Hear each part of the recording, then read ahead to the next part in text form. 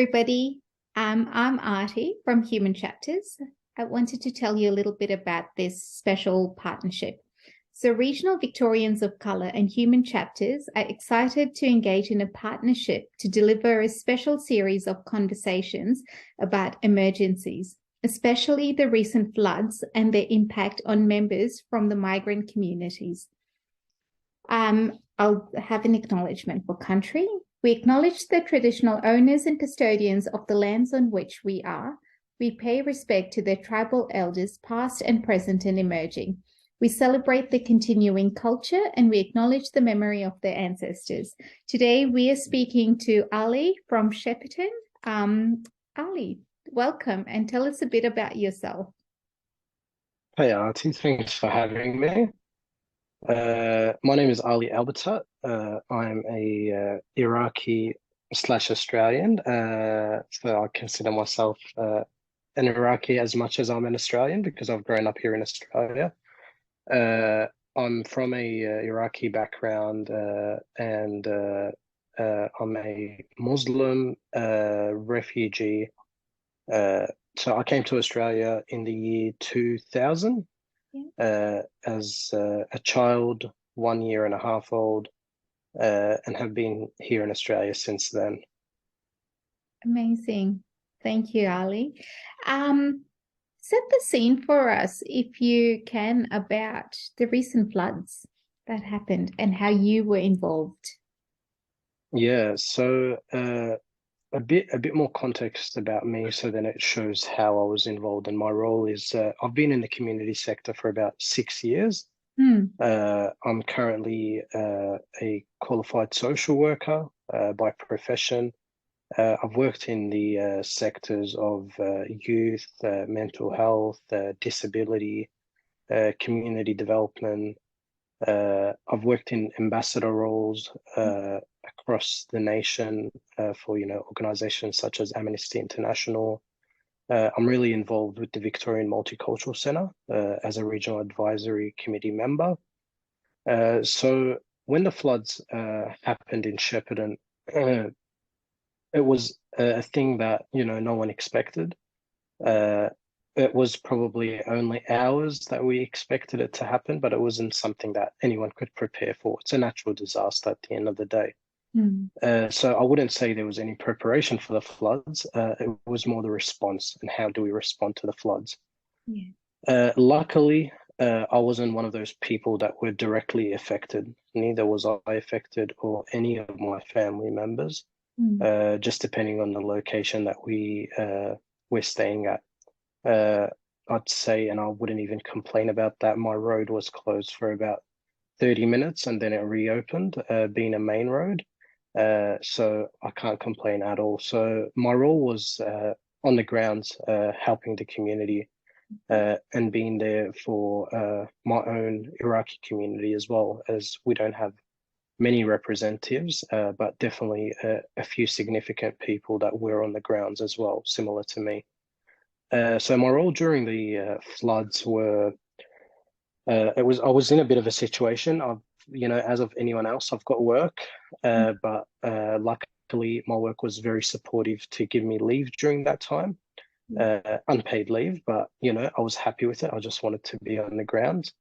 I was also fortunate enough that I was doing my final placement at Headspace Shepparton, which also allowed me to, count those hours that I'm on the grounds as part of my placement because they consider them very significant and very social work related, of course. So my role during the floods was a few different roles. As a person that speaks Arabic and English, I was involved in some of the translation of resources. So a lot of the resources that were released by the government earlier weren't translated. They were only in English.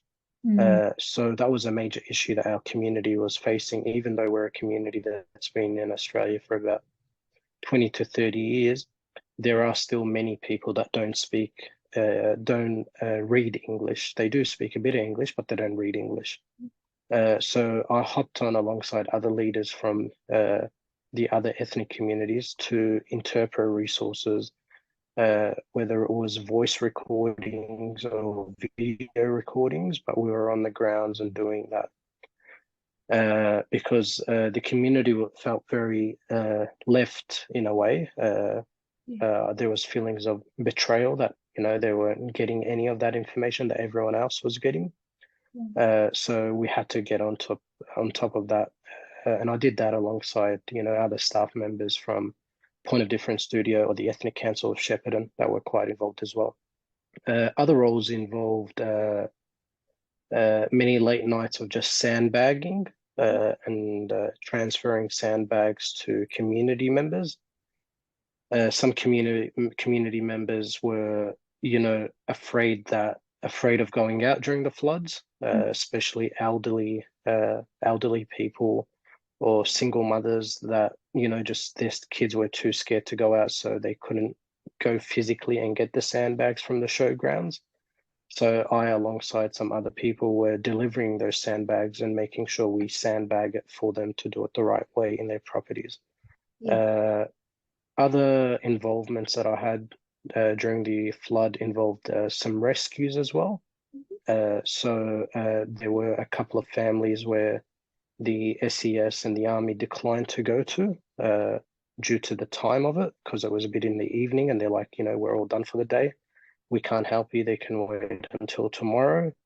Unfortunately for that family that was distressed, they couldn't stay overnight.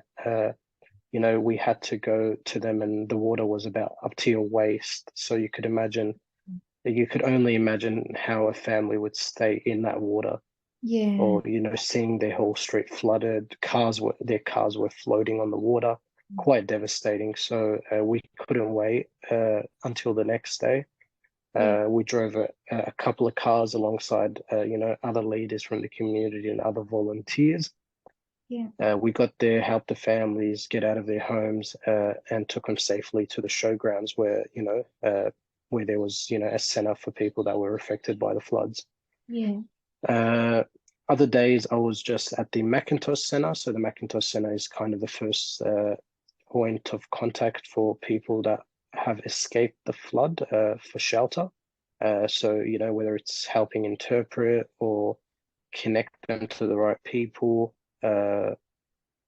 And last but not least, as someone that's considered a young leader from my Iraqi community, I was also getting many phone calls during that time from community for some reassurance or some updates on where the floods are, where are they going to go to, how high is the water, what do we need to do, and these were phone calls at any time of the night. I wasn't really clocking off at a certain time. It's like whenever you receive the call, you go straight to it. In summary, that's a nutshell of my involvement during the floods.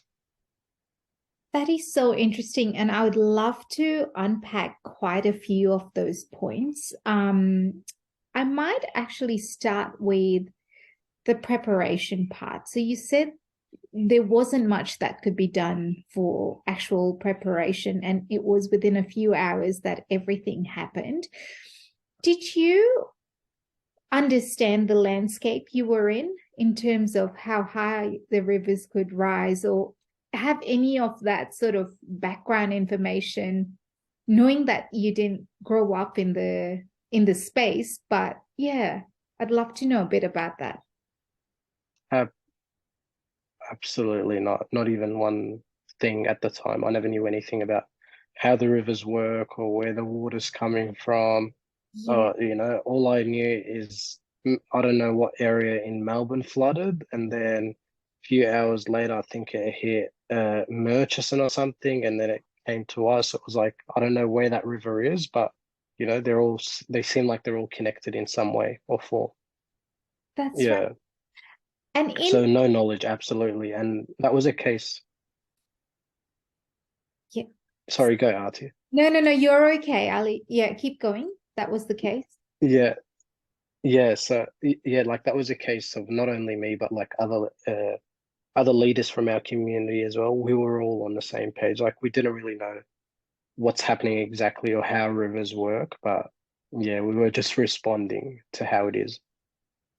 And in hindsight, sort of now, do you have more knowledge on the landscape and how the rivers work? Or is it something that we think about, I don't know, when providing information to new arrivals or even just people that have been here for years but don't really know, didn't grow up here necessarily, but need to know about the landscape? Absolutely. I think it's very, very valuable. I personally was fortunate enough only last week that I got a chance to. I was on a camp and, there was a representative from, I'm not sure what they're called, but they're connected with like Goulburn Marri and Goulburn Marri and what's the other one? Sorry, Goulburn Valley Water. So he's worked in both of them and whatever, and he gave us a good explanation of how the rivers work and how they connect to each other, and all about the lakes surrounding those areas and the different weirs and how they're controlled and when they release the water and when they don't. And so I was very fortunate only last week to have all that, in perspective. But I'm pretty sure, many of my community, at least I know, would have no idea about the rivers. So I absolutely agree with you that it should be part of maybe, the 4 years of, that settlement process for new arrivals, that it should be something that gets covered where those people either get, taken on a trip to one of the rivers, or just an explanation of like, that's how it works, that's where the water comes, that's how the current works. And if that happens, that leads to this, and just a general explanation. Because here we're talking about rivers, but I'm also thinking about other emergencies, bushfires, this, that, something that's possibly typical to Australian landscape, to go, where is the bushfire? Just the spread of it. And if you don't fully understand, then, is it actually going to cause or add to the fear? Going, I don't know whether I'll be trapped in it or not because I don't understand the landscape. Absolutely, yeah. It's very important. All sorts of like natural disasters that our area is, I guess, more prevalent to have should be explained in a very good way. Like we've got a property, for example, in Shepparton that we bought a long time ago, and it was considered in a flooding zone. But Yeah. to us, that didn't really matter because we're like, it's never gonna flood. Like, how does it matter? Like, whether what is floods? Like, they wouldn't happen here. It's, the country, and there's no ocean, there's nothing. There's just a small river that crosses it. To us, it's no big deal. So, we went ahead and bought that property, but like when the floods happen, we're like, oh, like damn, like that thing, floods do actually exist and can affect us. Yeah. Yeah, So yeah, the landscape stuff, just I'm always so curious about it. So then I wanted to unpack a few of your roles. First one, in terms of translation of resources. Now you said that one of your roles was actually to translate it into written form, and the other one was the video recordings or voice recordings. Where did you find the time to do it then? Because I know that sort of stuff can be time consuming. How did absolutely. I'll be honest. Yeah, many of them were recorded like while I was at the showground sandbagging. I'd go sit in my car. If there's a new resource, whatever, they send it through. yeah, I'll take a break for, let's say, an hour, whatever, translate it quickly, yeah, and then send it through. My father was a teacher in Arabic, so I'll send it through to him just to confirm spelling errors, whatever, make sure it's all, because I'm not an accredited translator or interpreter. I'm just doing it as a volunteer, basically. I have studied 3 years in Iraq, so my Arabic is quite good, mm, but I'm not accredited at the end of the day. But I was happy to do it. But yeah, it was all on the grounds, and I'd send those resources back to whoever sent them through to me, whether it's the ethnic council or the Point of Difference studio. And then I'd also, send them through, for example, WhatsApp groups. Our community had many WhatsApp groups, and that's how we communicate and send important information to. Yeah. So whether it's a recording or a video, we just send it through the group chats that we're in. Yeah. And then from there, the community just spreads it out through all the different groups they have.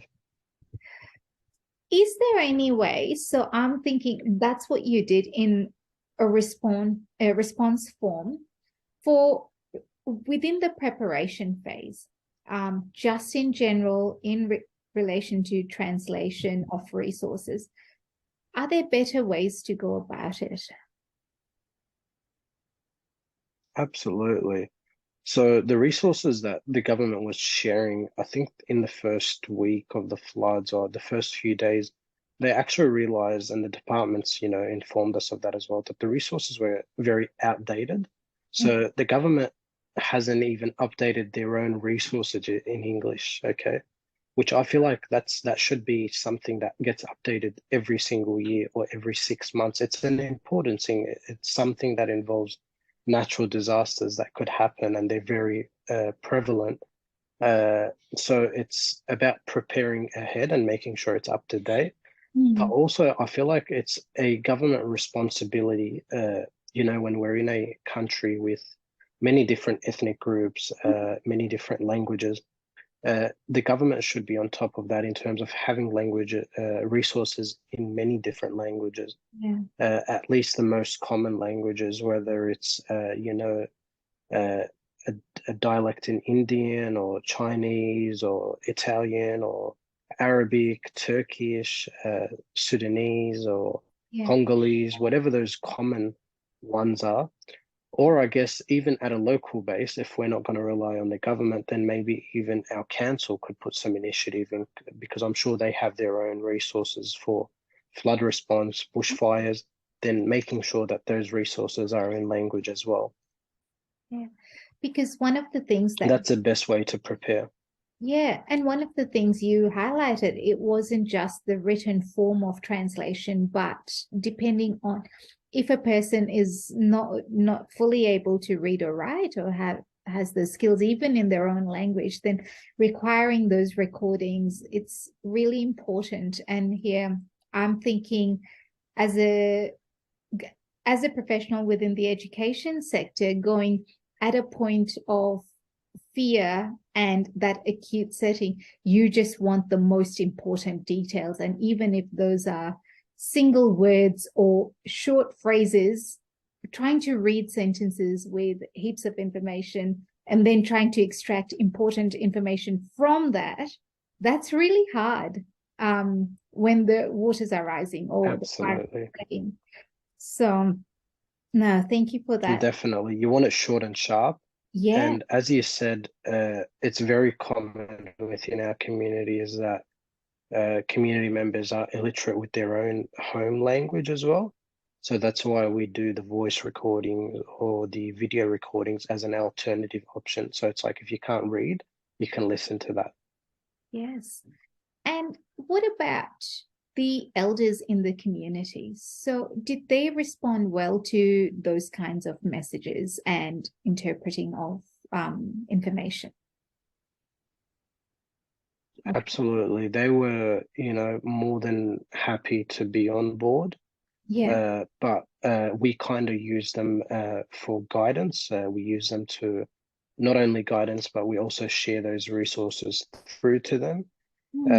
And make sure that they have access to those resources because they receive phone calls just like us on the ground do. So it's very important that we keep them on board because, we're more involved in those meetings that happen on a regular basis. Like we were in meetings every single day for, I don't know, there's 3-4 meetings a day that we were involved in. But, we always take those details back to our community elders as well. Absolutely. And I'm also thinking, and they were very supportive and very supportive and like willing to do whatever is necessary during those times. Yeah. And it's so, for a lot of people, we're used to smartphones. We're used to being able to just go through layers to access communication. Whereas I think about people that don't necessarily have smartphones or have very sort of functional use of that phone is receive a call, make a call, that sort of things. How did they best receive that information and access? Like we have to think of so many different layers. That's right. And those are the people that we made sure we contact directly on the phone and speak to them. So if we recognized elders or just elderly people, elderly couples in general, we made sure we gave them a call, making sure they're okay, they've got food, making sure that they don't get out of the house. If they are in a safe location, then just stay home. Yeah. And we're like, we'll get you anything that you need. Just stay away from the floods, stay away from those areas. Taught them where to go in a state of an emergency, and gave them all the important information they need. Yeah. But as I said earlier, like more just simple, short, and sharp. Absolutely. Yeah. And you mentioned WhatsApp groups. How did that start? Who created them? What was, yeah, what was in them? So the WhatsApp groups that I'm talking about is two different types. Some that we've got as community leaders from COVID, and we literally just renamed the group to Flood Recovery. So from COVID-19 to Flood Recovery, it's the same group, same members. Yeah. And then the other WhatsApp groups where the community members are in, they're just WhatsApp groups that have existed for many years. For example, there's a Iraqi woman WhatsApp group, and almost every Iraqi woman in the community is in that group. I don't know exactly what is in that group, but they share all sorts of things, community related or business related, whatever, shopping and all that. But that's where we'd send through, let's say, one of the community leaders, for example, Fatima Al Karachi, we'd send it through to her as a Iraqi woman leader, Yep. and she'd send it through those groups. Yeah. Myself, Samad Yassin, Hassam Al Saraf, we'd send it through all the male groups Yeah. that exist on WhatsApp. Yeah, so there weren't groups that were focused specifically on the floods, but there were groups that existed. They had all our community members. It was the best place to share it at. Yeah. And Yeah. did you find any innovative ways in which the community actually just came together? Again, acute response to an emergency situation to get their needs met. Uh, some were quite active in terms of, I guess, more of the younger generation. Some were willing to come and help with what was needed. Some that had four-wheel drive cars were happy to use their own cars for rescues, and they put their hands up to come help. Some came, delivered sandbags with us. But yeah, the community was involved, but the community had a lot of lack of understanding of the severity of the floods. So no one really cared until their house got affected. So we'd literally call a family a few hours before we know that, their house is going to get flooded. We'd give them a call and we're like, we're telling you, you need to leave. Like the water's going to reach your house. And they wouldn't listen to us, but then a few hours later, when the water actually reaches them and they actually believe it because they see it, Yes. they'd give us a call back asking for help and asking us to go rescue them because they haven't seen it, they haven't experienced it. We don't really have floods back home in our home countries, so it's not a common thing to them. And yeah, it was just hard to believe it until they see it, unfortunately. Yeah. That's right. And that was going to be my next question was, is there any comparison to the home country in terms of the, disaster itself or the response or any of that? Yeah, in terms of Iraq as a uh, geography location, I'd say we've I pretty much have to go a very long time in history, more than 200 years ago, that we experience any sort of natural disaster. So it's not exposed to them at all. A very, very rare. Like we've probably earthquakes have happened, but very minimal. percentages and not effective at all. So it's not something they're familiar with at all. It's not a common thing.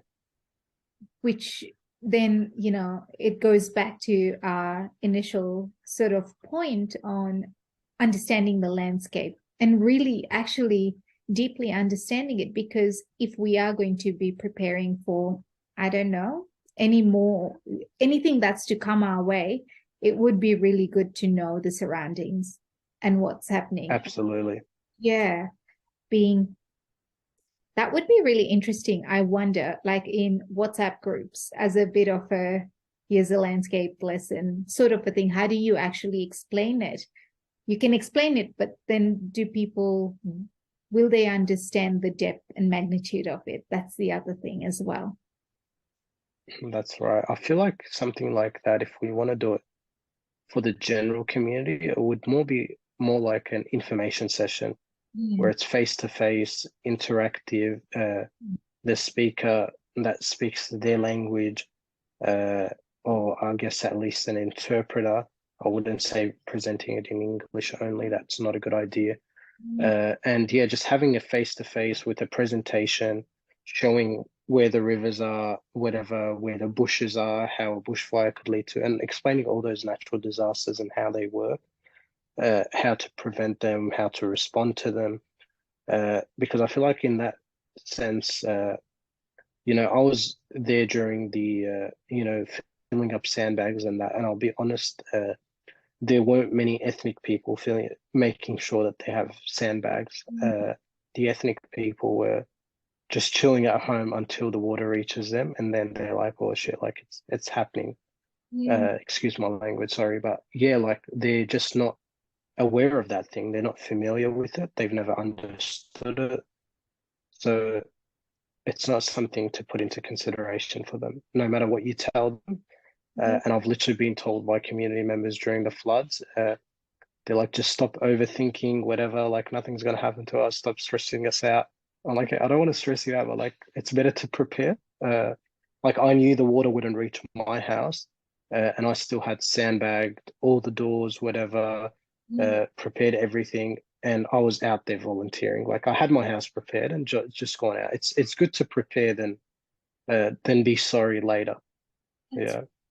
And were there any conversations or interactions you were involved in where the people had been directly affected?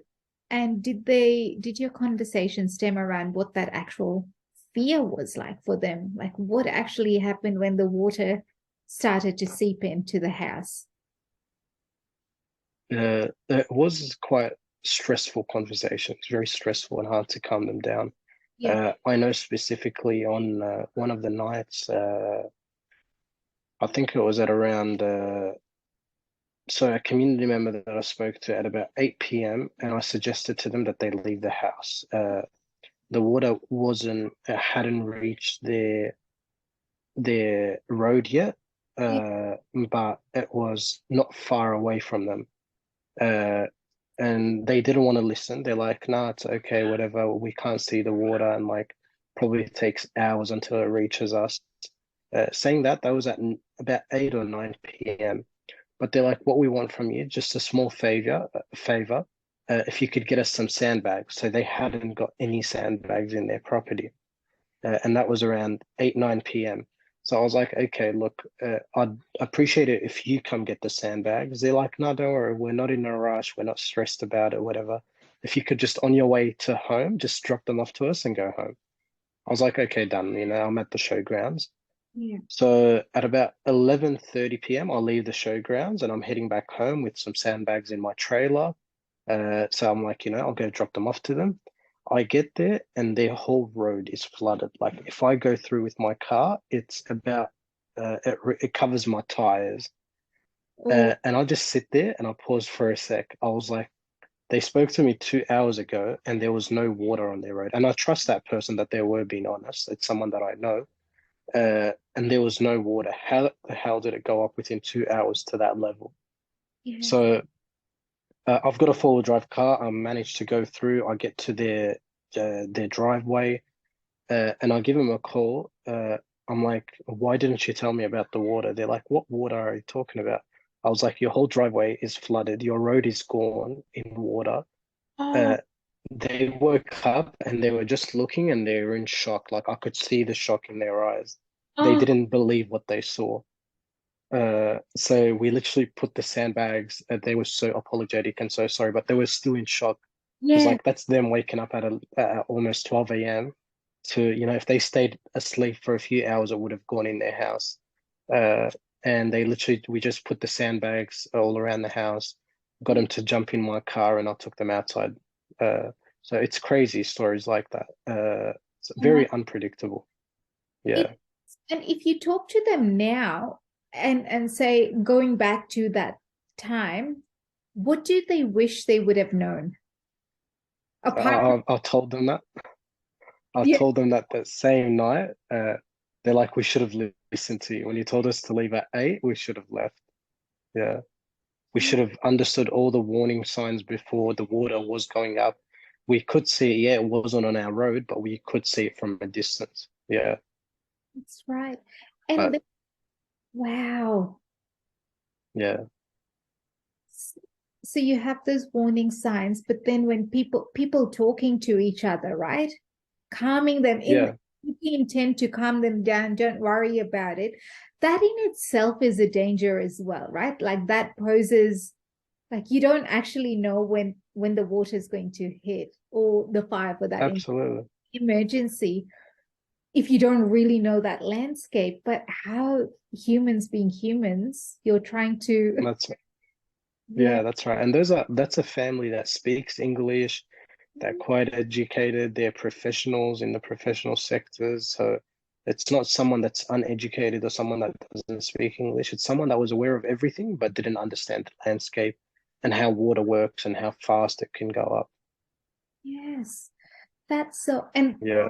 this is the thing. I wasn't in Shepparton at the time. However, I crossed from Marupna through to Shep into Numurkah, and that Wednesday before the floods happened, I was driving. It was raining, and I'm seeing the water rising, and it's at eye level. And I was like, I've never seen this water this high.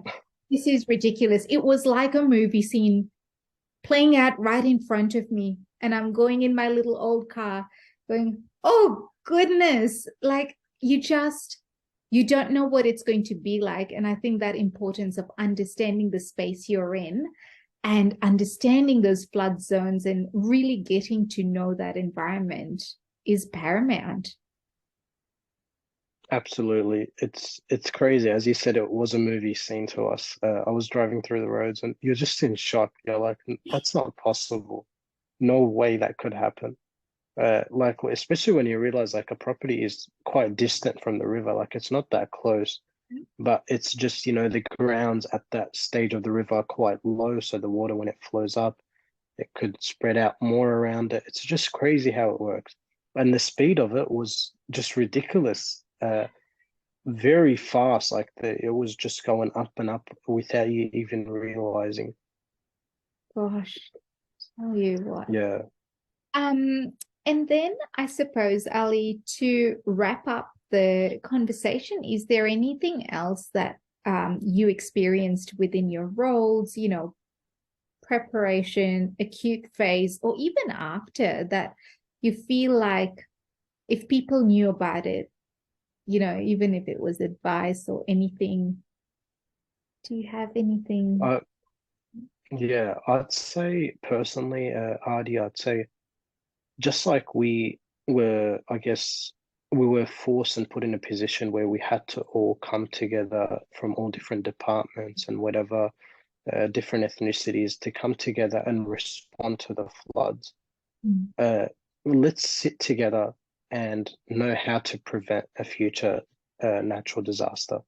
Let's do more prevention work and not be just responding, always just responding. We did it during COVID and we all thought that, things are going to change because during COVID, it was just responding, responding, responding. There was no prevention work done. And we did the exact same thing with floods. We responded, but no one's been in contact to, let's say, let's sit together and see how we could prepare ourselves for another natural disaster. Like, we're still in summer, I guess. Maybe today's the last day of summer, but a bushfire could happen. Okay, and do we know how to prevent this? Have we done any prevention steps on how to tackle it? No, nothing's done. So I guess let's invest more time in prevention. Yeah. Prevention is very important. Let's get our resources ready. Resources, videos, images, whatever it is. Let's upskill our community leaders and people that represent those communities, people that are, I guess, the point of contact between ethnic communities and government departments are those leaders in between. Let's upskill those people, whether that means we take them and on a trip to learn about all about natural disasters and how they work, and even if it's like a 1 day or 2 day training, okay, whatever it is, let's upskill those people, because those people are a very important part of that prevention plan. Let's make sure we have, those community members' details, addresses, whatever, more vulnerable people in the community that we missed out on. We only found out about them when the disaster really hit them badly. And let's just, I guess, let's prepare those responding teams beforehand as well. Let's see, who are those people to contact straight away in a natural disaster? How do we contact them? What works for them best? And last but not least, let's also put some time and effort into how can we help those people on the grounds during those times of disasters. Like, I'd go to the showgrounds at night, and you look around and everyone is just so drained, so tired, but they still try to keep that positive smile on their faces. But it's like, have you slept? And, they tell you they haven't slept for 2 days or 3 days, whatever. That's draining those people that are very significant in our community. So times like that, we really need to look after those people, make sure that they've been looked after, because they're putting all their time, all their effort, volunteering their time, getting out of, leaving their own homes just to help the community. So how do we look after them more as well and recognize them for their hard work? Absolutely.